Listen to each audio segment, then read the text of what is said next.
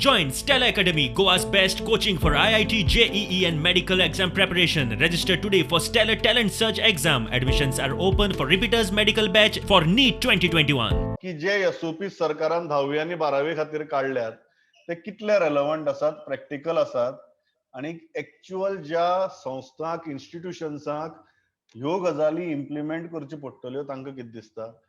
The ground reality will be totally different than what is given on the SOPs. In the first case, they say in each class there should be 12 students. Let us take a class of 50 students now, which will be broken off into 4. So one class will be broken off into four divisions. Further, there are 2 divisions in the school, will become 8. Now the problem comes, each teacher will have to teach in 4 classes or might be 8 classes. The same portion, the same topic on the same day.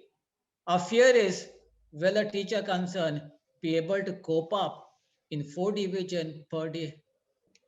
Secondly, parents have got a fear, as many of parents also told us, that they are not ready to send the students to school because of this COVID.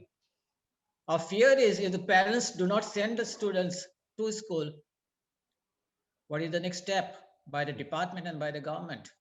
Will they be able to cope up both the pressures online as well as teaching in the classes?